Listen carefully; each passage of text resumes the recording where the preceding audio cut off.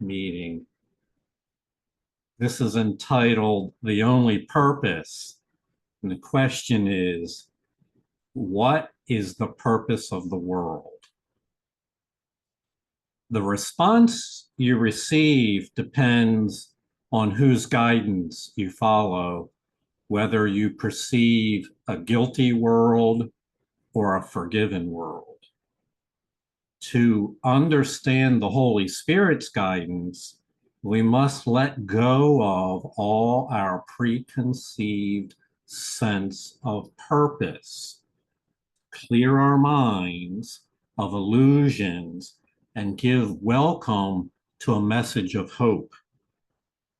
Join us as we consider the purpose of the world. Hello and welcome to Miracles on High Plains.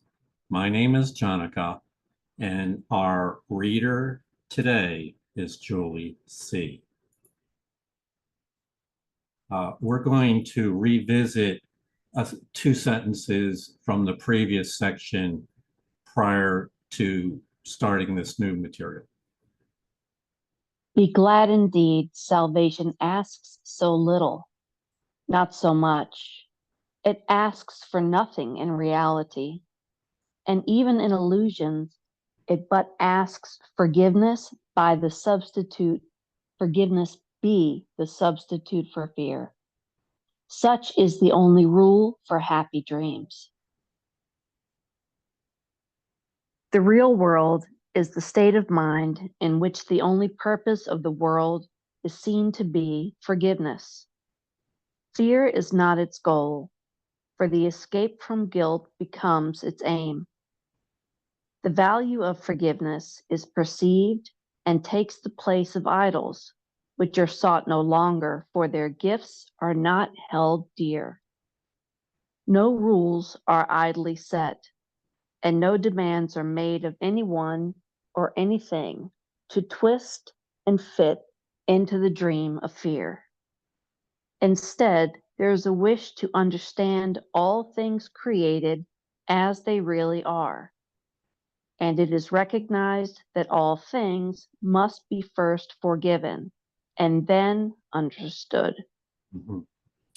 So we teach by contrast, and the contrast that's brought up here in the beginning is between the idea of the real world and the world of fear, the world of guilt, the world of unforgiveness.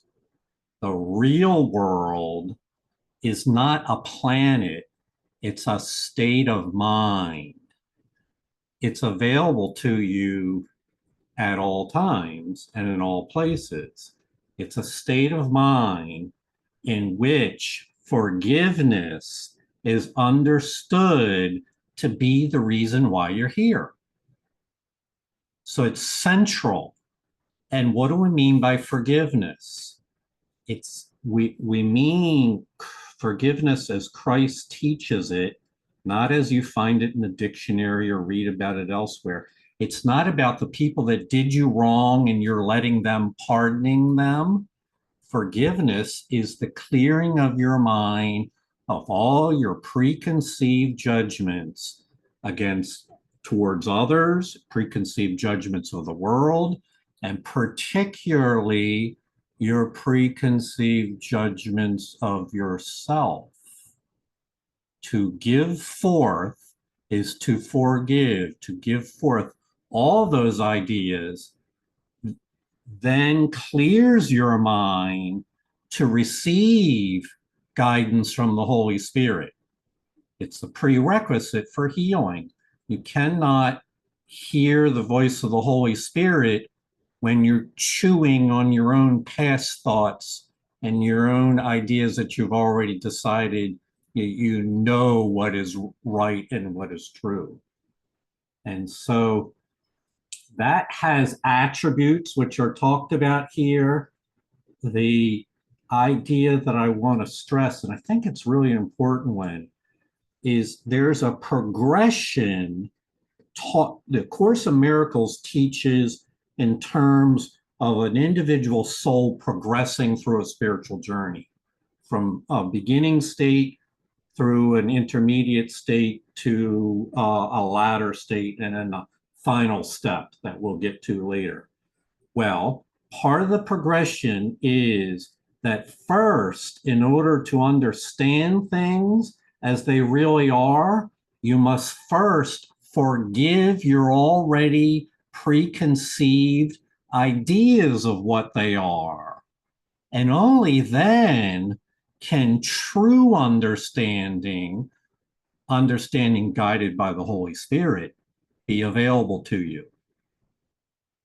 A corollary of this is if you're determined to believe something that your ego has taught you, the Holy Spirit is not going to compete with what you've decided to keep in your mind.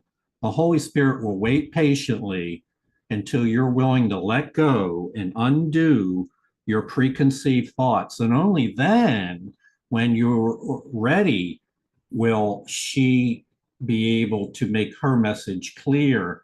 This is what we mean by being understood. The wish to understand. Understand what? Understand all things created as they really are. Susie? I had an amazing experience of this morning. I'm in Madison, Wisconsin. That's where David's sister lives. And last year we were here exactly the same time.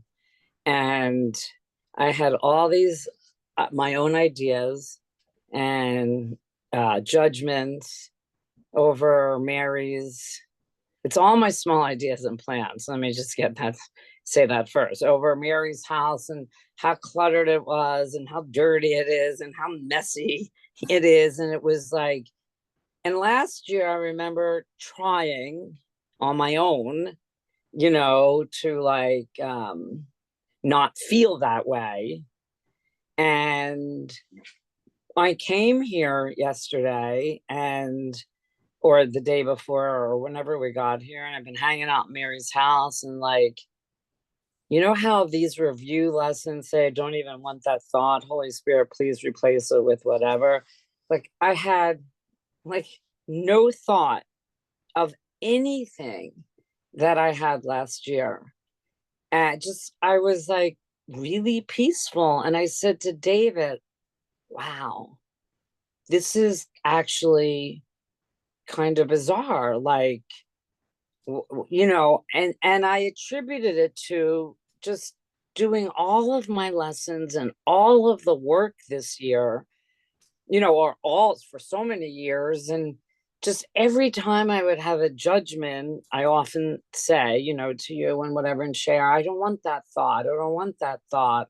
Holy Spirit, heal my mind, heal my mind. And this morning when I was doing my lesson, I was like, wow, I guess this is what it's like to have just no thought. Like, it wasn't like, oh my God, Mary's house is so dirty, but I'm not going to judge her. It was like, I didn't notice anything. It was like I was in my own home or out on the lake. It was an incredible feeling. And I said to David, this is what true forgiveness is, what you're explaining.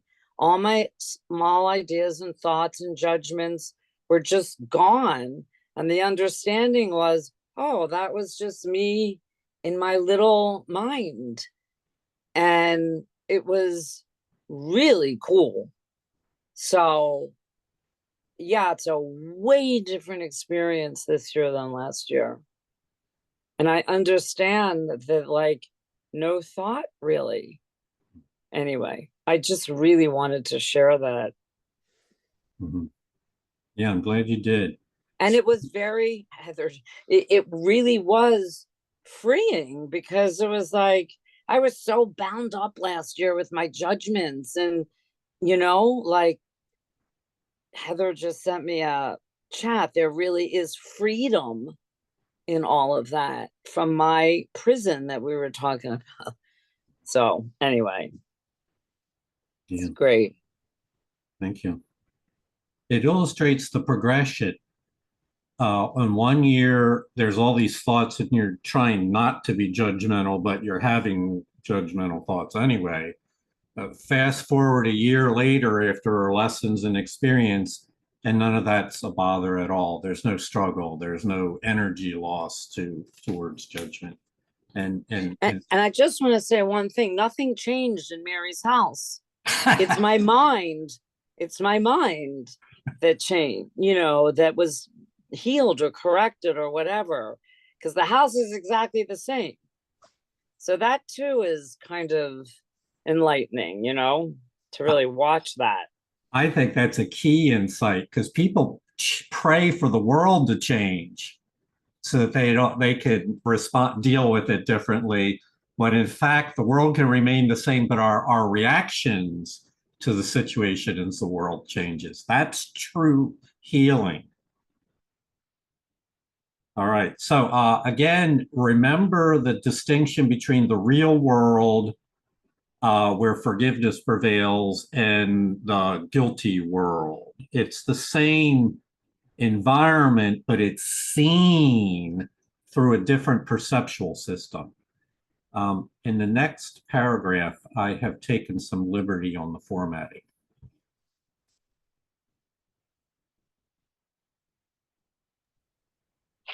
Here it is thought that understanding is acquired by attack.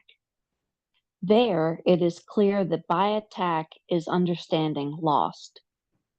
The folly of pursuing guilt as goal is fully recognized. And idols are not wanted there, for guilt is understood as the sole cause of pain in any form. No one is tempted by its vain appeal, for suffering and death have been perceived as things not wanted and not striven for. The possibility of freedom has been grasped and welcomed, and the means by which it can be gained can now be understood. The world becomes a place of hope because its only purpose is to be a place where hope of happiness can be fulfilled. And no one stands outside this hope. Because the world has been united in belief, the purpose of the world is one which all must share, if hope be more than just a dream. Mm-hmm. So there are 3 phases within the course. One is a believing illusions are true, and recognizing you were believing in an illusion and choosing to no longer invest in them. But that's not healing. That's just a willingness to change your mind. What then is involved is you need the means for shifting your perception from the old to the new, from the ego to the spirit. And so when it says in this paragraph, the means by which freedom can be gained can now be understood. This, to be a student of miracles, you have to understand the means by which your mind becomes free. And then the natural question would be, what are those means by which I could become free? Tell me, don't leave me in the dark. Tell me that there are some means and not, well, this is why I've chosen the format, the paragraph in the way I have, because the means are listed right here. If you're looking for them, we're talking about the means by which your mind becomes free of the world of attack. One, you realize that attacking will cause you to lose all understanding. You become blind as a bat to understanding the nature of reality. And you fully recognize the folly of pursuing guilt. All these means that we're mentioning, watch them, how many of them undo or take away what is not true. The folly of pursuing guilt is recognized. Idols are no longer wanted because guilt is understood as the cause of pain. Suffering and death are now perceived differently as things not wanted and not strived for. Can you see how this would help you to become free by no longer striving for suffering and death or guilt? And the and then to conclude all that, the possibility of freedom can be grasped and welcomed. This is an act of hope, an act of faith. The possibility of freedom from guilt has been grasped and welcomed, and you're willing to work the workbook lessons in order to achieve that goal. And from that then flows a new perception of the world, one based on hope. The world becomes a place of hope, where its purpose is now seen through a different lens, a place where hope of happiness can be fulfilled. So the means must be practiced, and the workbook lessons will guide you through that. Even if you didn't know this, if you followed the workbook lessons, it would guide you through it anyway. But part of what the text does, it helps you understand, why are we doing these workbook lessons? What's the intent here? What's the reason? Well, it's so that your mind might become free of guilt, and that you might understand what a hopeful world consists of.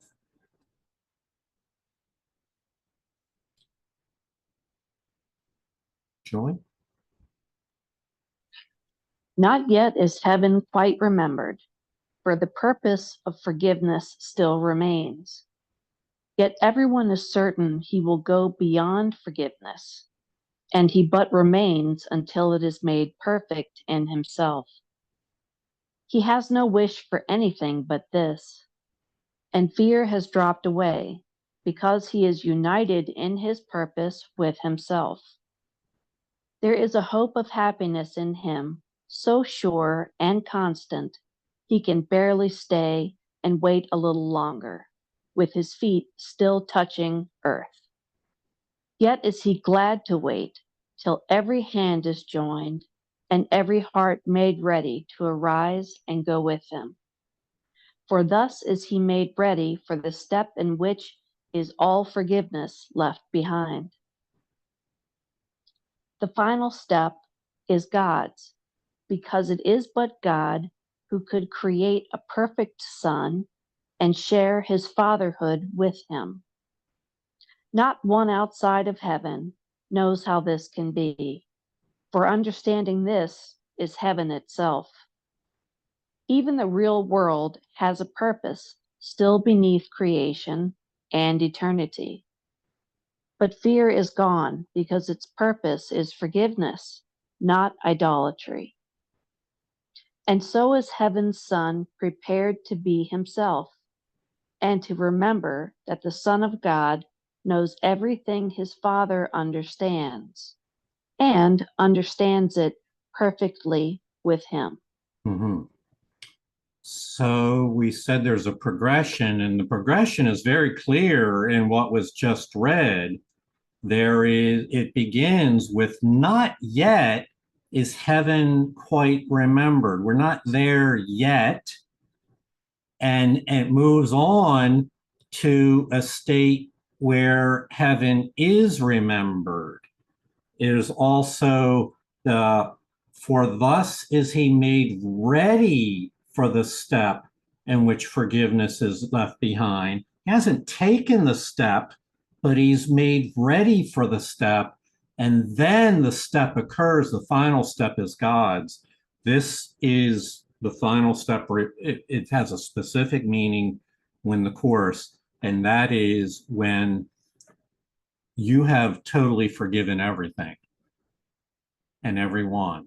It's called total forgiveness, total willingness to unite your mind with God's mind, that's when you are ready for the final step. The final step itself is one that is initiated by God. It's not something you can learn to do, or it's not in your hands to do. It's in your hands to get ready for it. But once you're ready, the final step is initiated by God. And that's where we, quote, enter permanently into the gates of heaven. I'm using a metaphor now, as if it were a place or a physical thing. And from there on, you become a child of eternity. You transition from being a participant in a time-space framework of pseudo-reality into a participant in eternal reality. You can do those things even now, but the obstacles in the mind tell you you can't. And so the entire Course of Miracles is the removal of those obstacles that tell you you can't, or you don't belong, or you're unworthy, and all the other messages that go there. So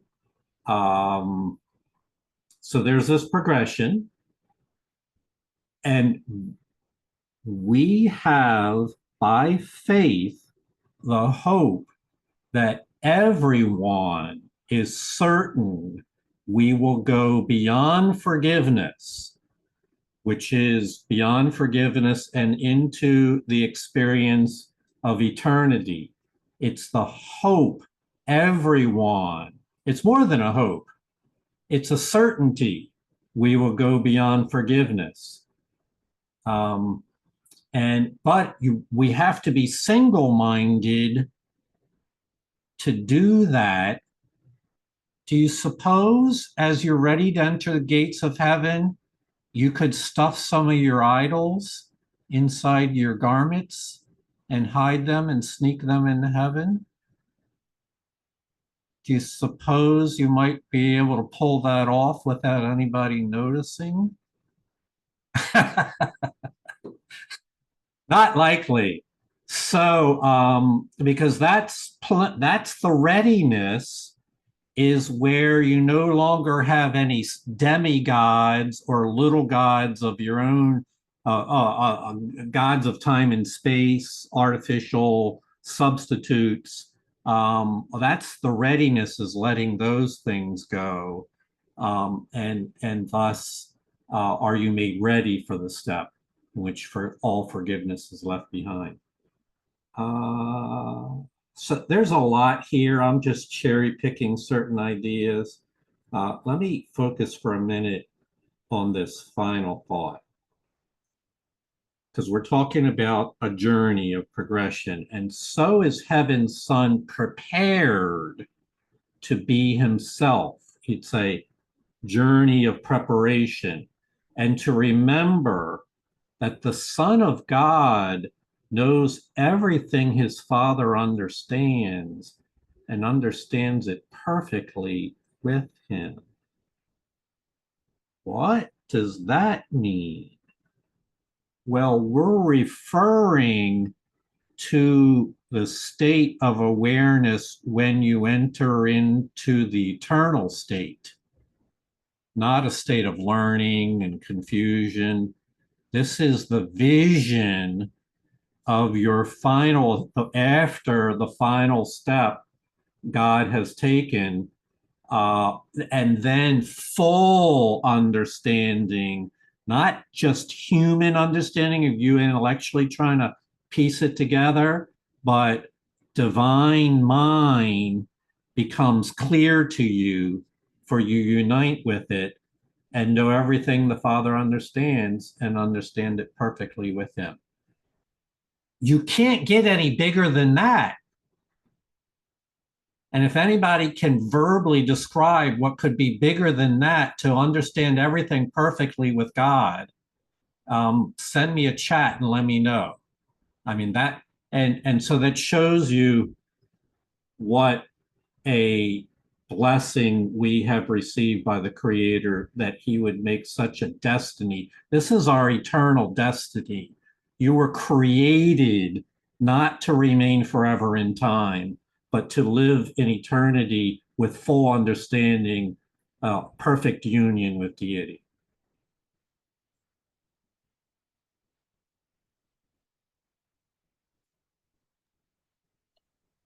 The real world still falls short of this, for this is God's own purpose, only His, and yet completely shared and perfectly fulfilled. The real world is a state in which the mind has learned how easily do idols go when they are still perceived but wanted not.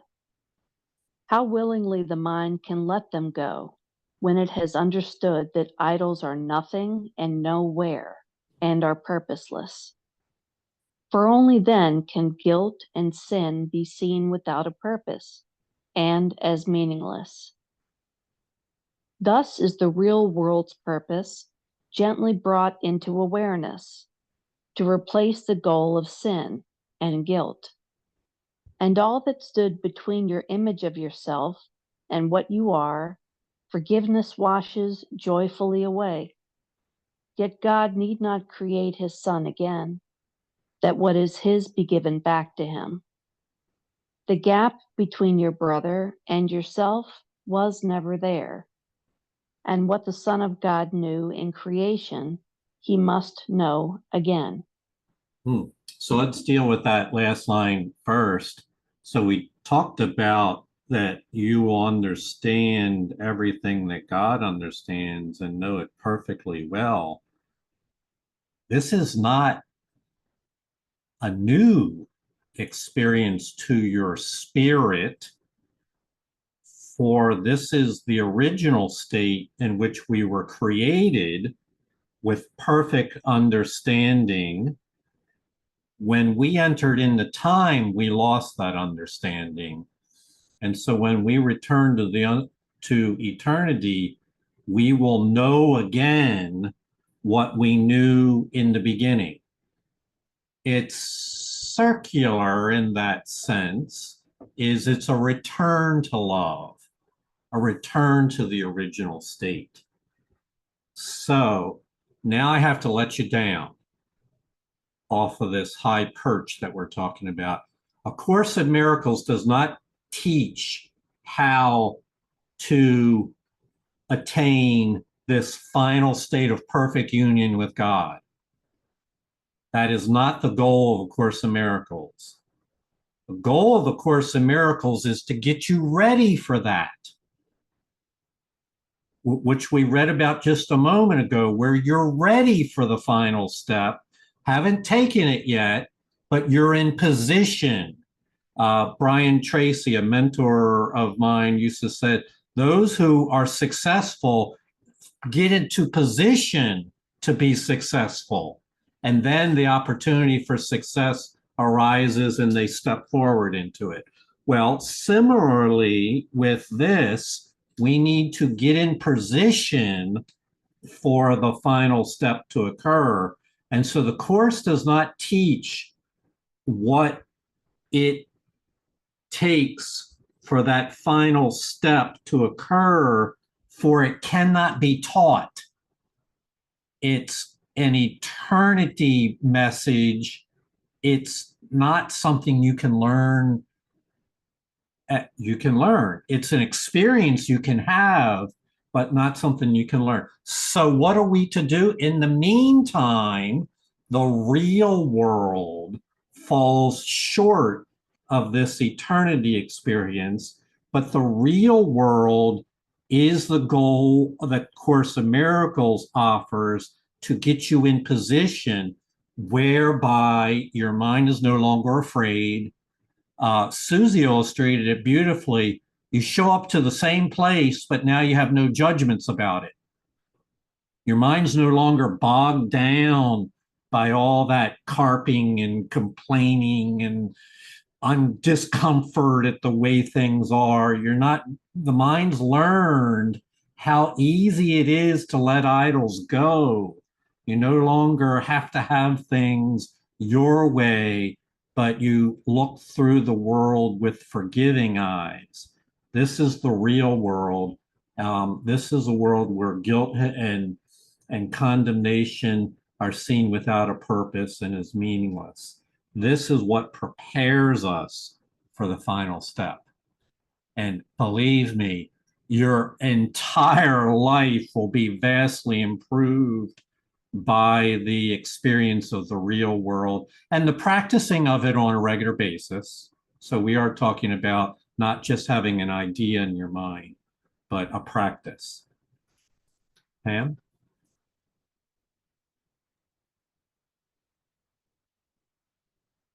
You get glimmers of what you're talking about. Yes. And when I was with my aunt and when I was with my mother before they died, when you're in the presence of a person who is dying and they're not in resistance and they are, well, it's hard to put into words, but they are ready. They've relinquished everything. You don't even have to speak with them about it. You just get a feeling of what you're describing when you're with someone who's near death. You feel the presence. You feel a lot of presence and a lot of well, when I talk about my mom,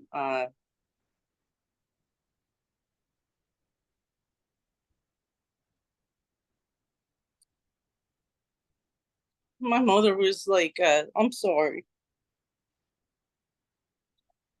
She was always a very spiritual person, but she had a lot of trauma in her background. So when I was with her taking care of her at the end of her life, all of that disappeared.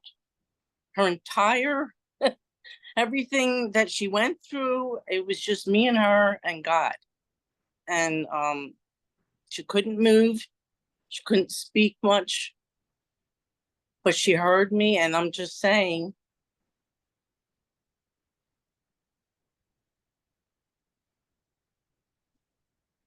that's what I felt when I was with her. That's all. You can't describe it. Yes. I'm not sure what's so funny, but that's okay. All right. Thank you for sharing that, Pam.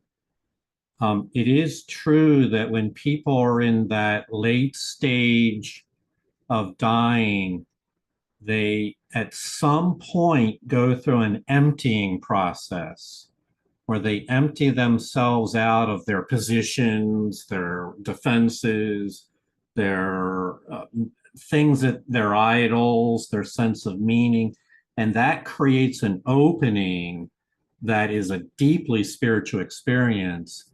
Course in Miracles wants you to have that emptying long before you get to the final days of your life. That empty out early, empty out your grievances so that they might be filled by the Holy Spirit's grace. Julie? Thanks, Jonica. I remember over the summer, I was chatting with Sandra and I shared with her that I realized that my physical death is really just a transition. It's not really the end of anything. It's not necessarily the end of my journey that I may still have some connection to at some point. Certainly, there's no guarantee of that. But how that was impactful for me was that it helped me relinquish the idea that ending my life would bring me peace. Because then I thought, well, how in the world could I possibly know that? That's probably only going to make it worse, because that's one more thing that would have really demonstrated to me how far away from the atonement I was, because I was seeing myself as a victim, as someone who, didn't want what they had, and so on and so forth. And so I know that before I studied the course, I too had a sense that death was like a hard exit off the highway. And I think today I hold it a little bit differently. I hold it a little bit lighter. And it's certainly not an escape hatch anymore. So thanks. Yeah. Beautiful. Thank you, Julie. Julie just said, I hold it lighter. Please learn to hold your preconceived ideas lighter. Doesn't mean you have to immediately empty your mind of all prior beliefs, but not ego wants you to grip them as tightly as possible and never let go. Learn to hold them lightly so that when the moment comes along where all that seems to make no sense anymore, you can just let it go easily and gently. Thank you for sharing that, Julie. All right, so we've got this progression going here. When brothers join in purpose in the world of fear, they stand already at the edge of the real world. Perhaps they still look back and think they see an idol that they want. Yet has their path been surely set away from idols toward reality. For when they joined their hands, it was Christ's hand they took, and they will look on him whose hand they hold. The face of Christ is looked upon before the Father is remembered, for he must be unremembered till his Son has reached beyond forgiveness to the love of God. Yet is the love of Christ accepted first, and then will come the knowledge they are one. There's a couple progressions in here. Let's look at this first one and make sure you really are clear what they're talking about. We're talking about two brothers who are living in a world of fear, but who join in a common purpose. That common purpose can be almost anything. That can be like preparing a meal for the family together, two people joining together to get a meal on the table for the rest of the family. Any kind, two minds joining together with the same goal in mind. That process of allowing yourself to cooperate with a shared purpose with another is in itself the essential step that even though they are living in a world of fear, they stand at the edge of the real world because they are willing to overcome the idea of a separate mind and have a shared purpose with another person. The form of this does not matter. It's the experience. So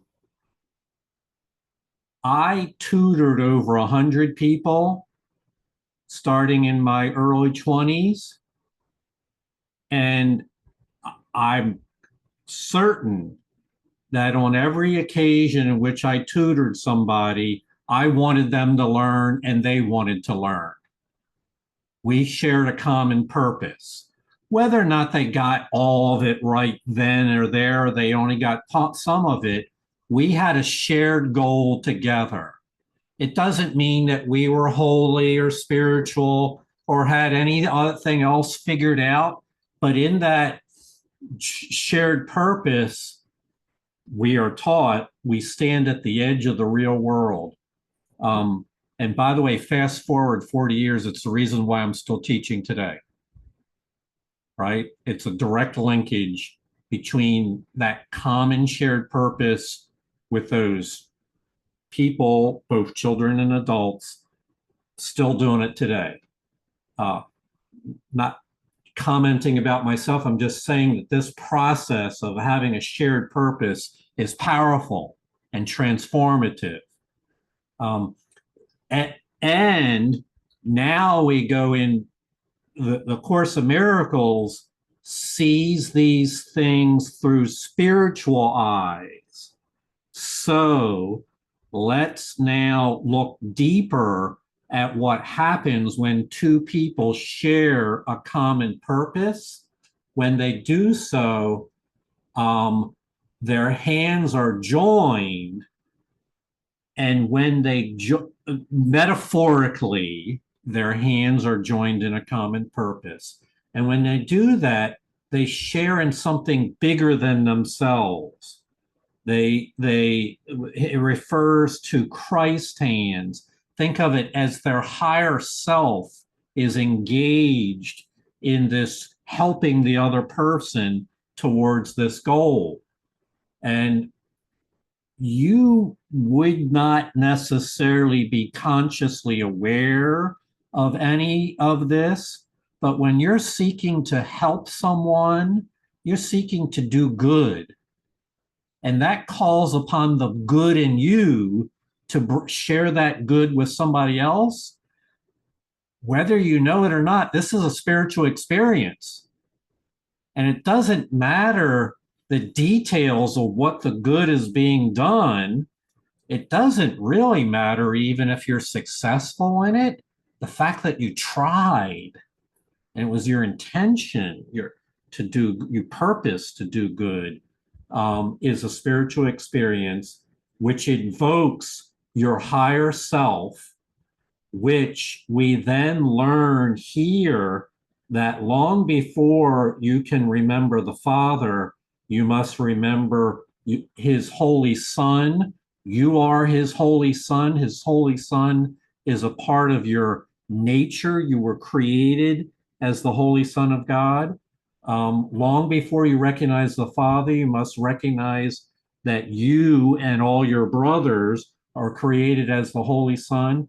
And only then will come the knowledge that you are one with the Creator.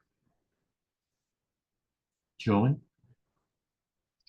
Yeah, I'm thinking maybe that this is the alchemy of the axiom of 12-step work. Yes. In other words, you have to give it away to keep it. And the early folks, they went out and gave it away as much as they could. And the answer for them was, I have 100% success rate, not because this one or that one got sober, but because I stayed sober and continued to give it away. Yes. Yes. And there are hundreds of yes to that form, the 12 steps program, and all other forms, tutoring, helping, teach another person, an adult, to read, to get their GED, and you will pour out your heart in an effort to try to be helpful to that other person in a way that's meaningful to them. And in so doing, you're working with that, Julie called it an alchemy. It is powerful medicine. Catherine?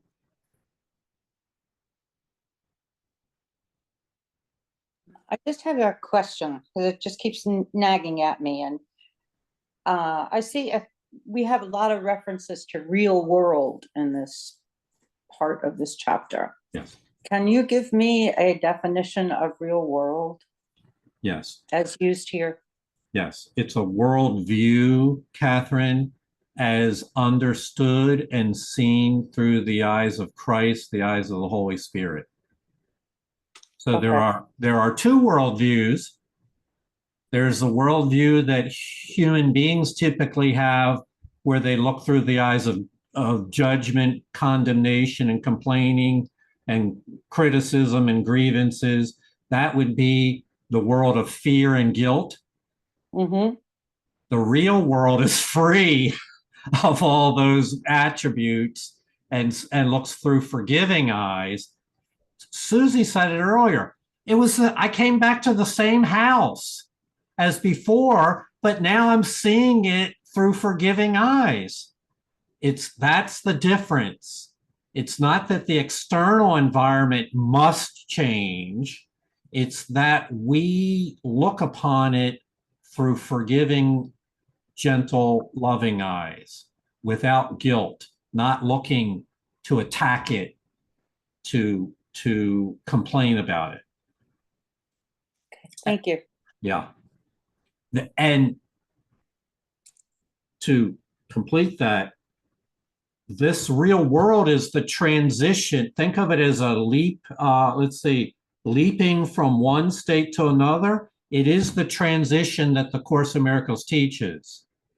To enter the real world is to share in the Holy Spirit's perception of life and be guided by that perception in your decisions, your relationships, et cetera, et cetera.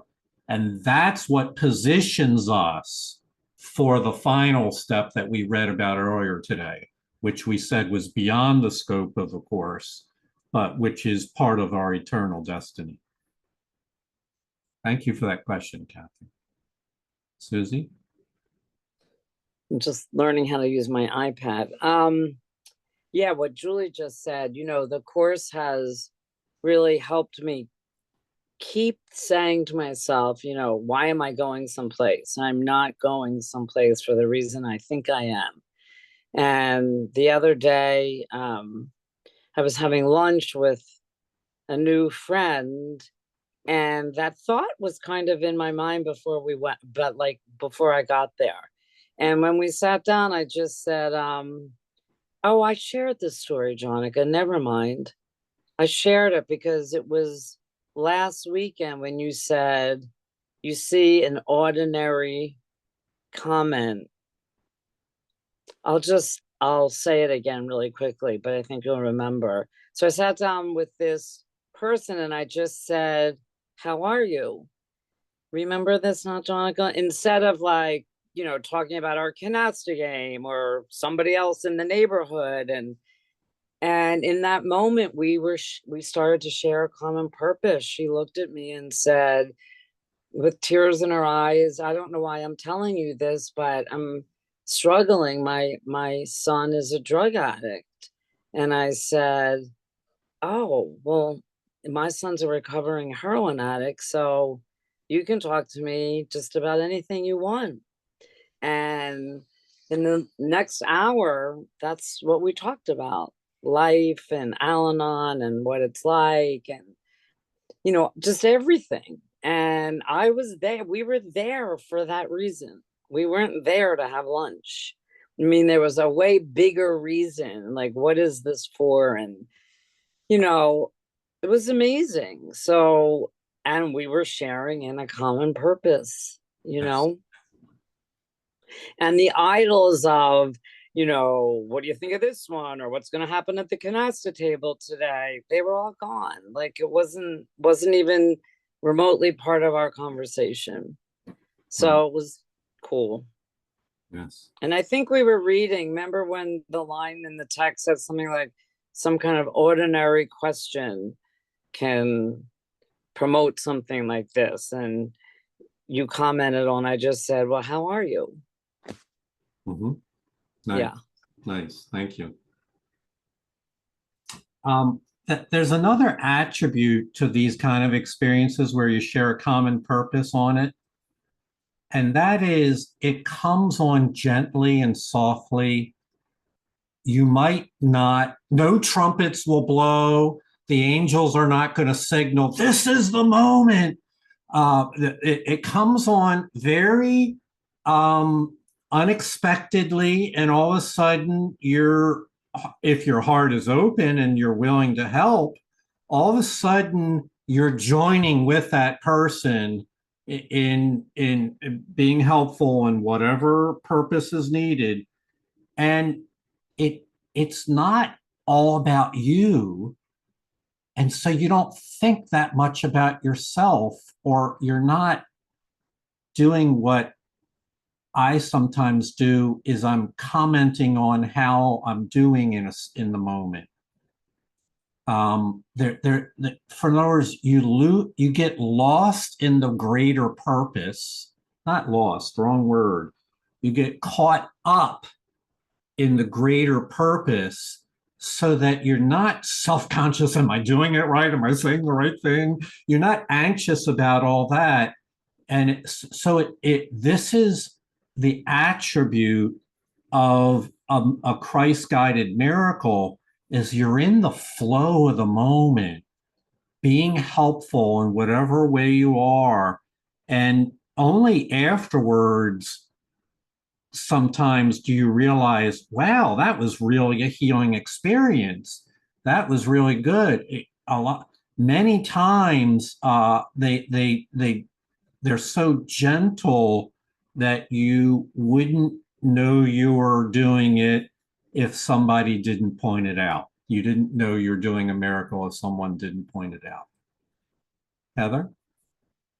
Yes, what you and Susie just described is what this line is. For when they joined their hands, it was Christ's hands they took, and they will look on him whose hand they hold. So it's like when you're joining with a person like that, that's exactly whose hand you're joining is Christ. You're holding Christ's hand. And that's why the miracle happens. And they can both see Christ in each other. That's just such a beautiful example. Yeah. Before you go, Heather, Beautiful. remind us of Mother Teresa's comment when Mother Teresa worked in the slums of Calcutta. Believe me, there's extreme poverty there. And she would encounter these people who were basically they were living on the street on a cardboard box. And what would she say, Heather? She'd say, oh, this is Christ in his most distressing disguise. So she viewed her help to them as being in service of their higher self, of their holy self. And she was a non-Catholic nun, so she viewed it in terms of Jesus that she was serving. And so that's what, when you are helping someone sincerely and unselfishly, it calls upon your Christ self. It engages with your highest self. And can I just add something to what you guys are saying? It's because of the course. You know, I've been an Al-Anon for so long, and I've sponsored so many women and this, that, whatever, and the course helped me. Many times I paused during the conversation and said, Holy Spirit, what would you have me say? You know, it wasn't like maybe how I would have been in the past. You know, I'm not judging that. I'm just saying I was asking for guidance as I was talking with her. I really was. Yes. More so than I ever have before in that situation. Yeah. Yeah, that is part of the practice, is we stay in touch with Holy Spirit guidance, particularly in those moments where people are calling for our help, and particularly in those moments, not thinking that we have all the answers, but humbly asking for guidance in those moments. That's what these are called, Christ-directed miracles. That is a true miracle, Christ-directed miracle. All right. Well, that's lovely. Light and easy. Julie? How light and easy is the step across the narrow boundaries of the world of fear when you have recognized whose hand you hold. Within your hand is everything you need to walk with perfect confidence away from fear forever, and to go straight on and quickly reach the gate of heaven itself. For he whose hand you hold was waiting but for you to join him. Now that you have come, would he delay in showing you the way that he must walk with you?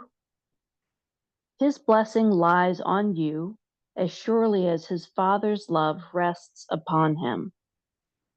His gratitude to you is past your understanding, for you have enabled him to rise from chains and go with you, together to his father's house. Mhm. So there's a metaphor used a lot on this journey. We walk from the world of fear to the real world of forgiveness, hand in hand with our brothers.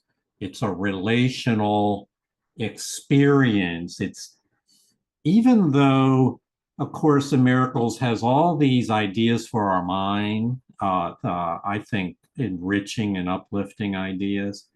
This is not ultimately about lifting your mind up.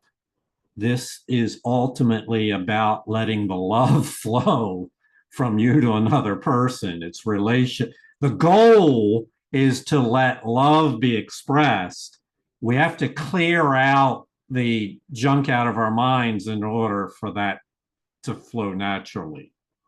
So healing the mind is the means for achieving the goal, which is to make love visible. And so we refer to it frequently as walking hand in hand. And the mantra that you might want to remember is no one walks into heaven alone. We walk into heaven hand in hand.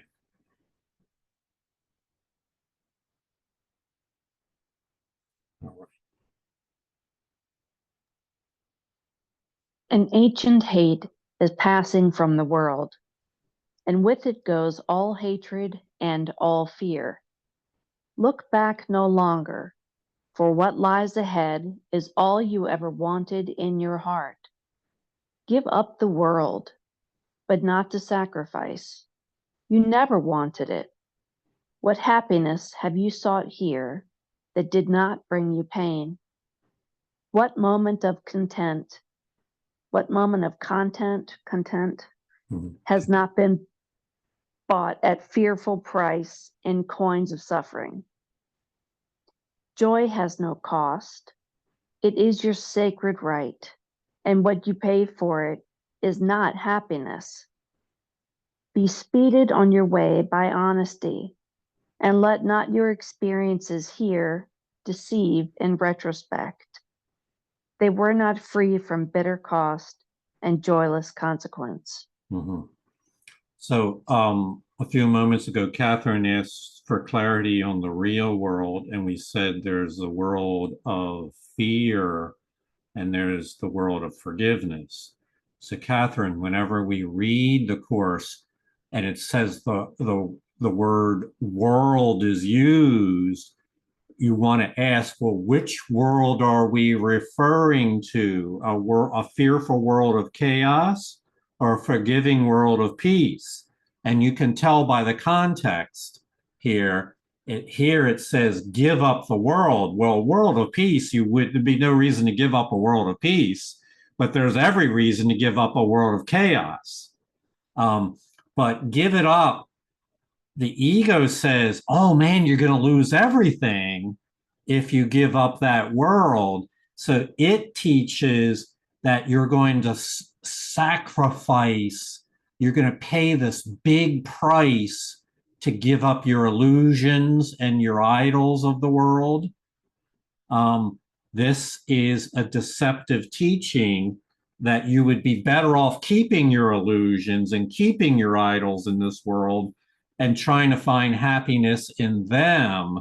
The truth is that the pursuit of illusions and idols inevitably leads to emptiness and meaninglessness and despair. So when we give up the world of chaos, it is not a sacrifice. You never wanted chaos. You never wanted guilt and fear. And yeah, so we always want to ask ourselves, if they don't specifically state the world of fear or the world of forgiveness, you want to ask, well, which world are they referring to?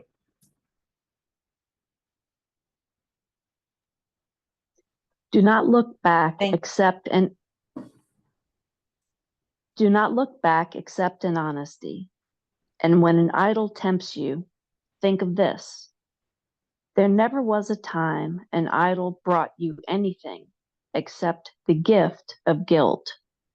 Not one was bought except at cost of pain, nor was it ever paid by you alone. Be merciful unto your brother then, and do not choose an idol thoughtlessly, remembering that he will pay the cost as well as you. For he will be delayed when you look back, and you will not perceive whose loving hand you hold. Look forward then, in confidence, walk with a happy heart that beats in hope and does not pound in fear. The will of God forever lies in those whose hands are joined. Until they joined, they thought he was their enemy. But when they joined and shared a purpose, they were free to learn their will is one.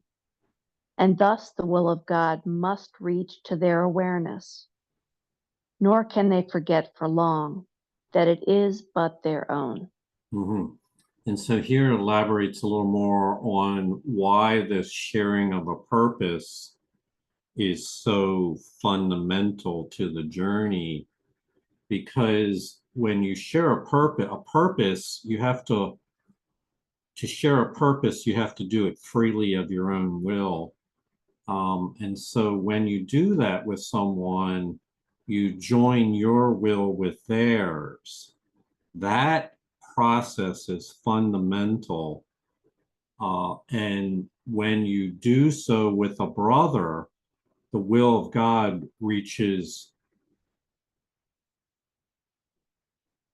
a super conscious experience is had, not necessarily in your conscious mind, but when you join your will to a brother's, you are really joining your will with all creation.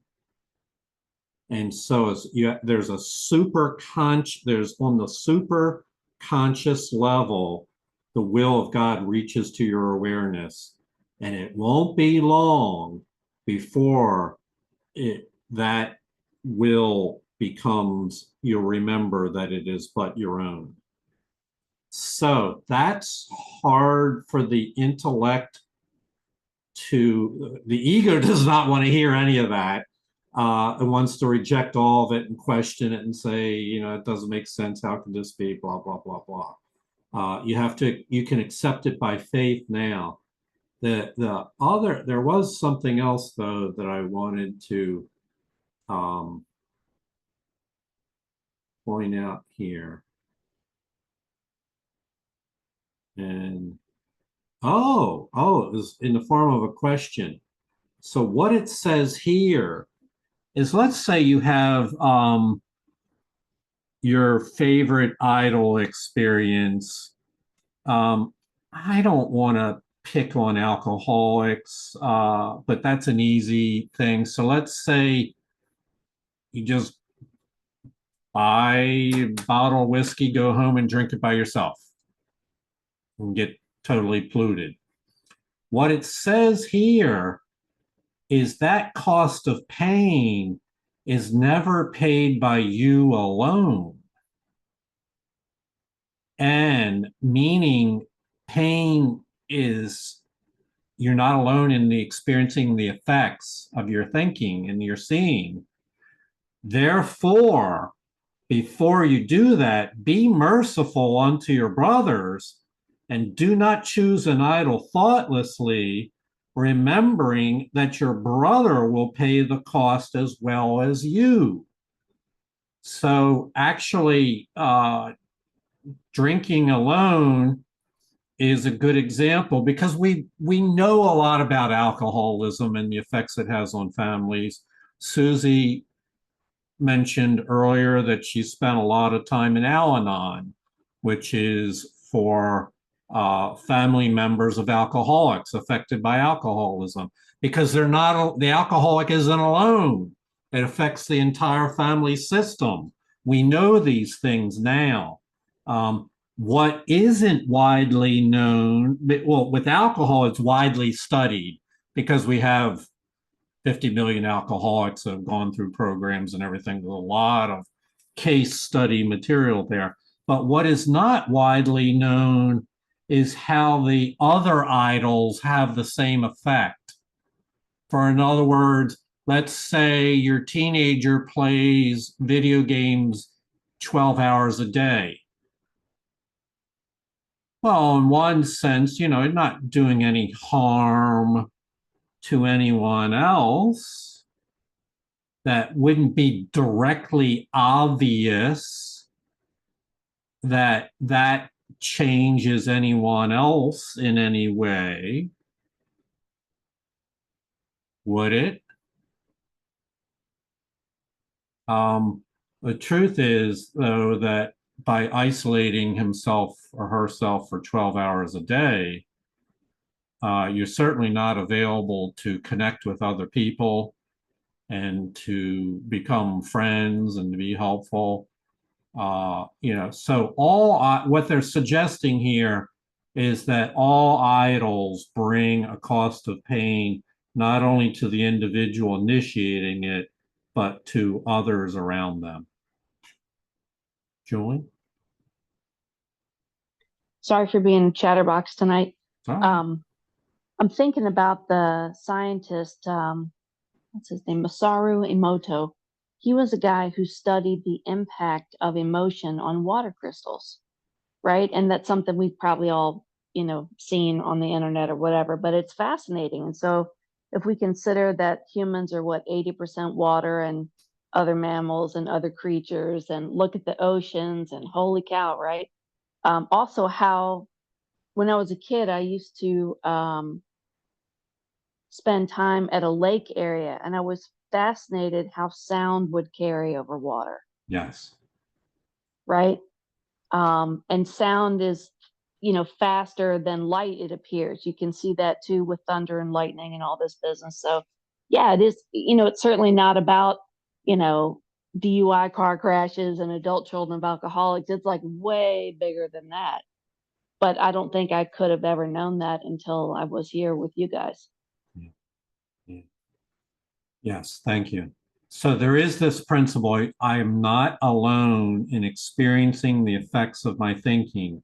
And if I think I'm unworthy, or I'm guilty, or I'm separate, then I'm going to project that outward into my world, and other people are going to pick up on that as well. And so, what is the message here? Be merciful to your brothers. If you're not willing to do it for yourself, then be willing to consider the impact it has on others. This is most easily seen in family systems.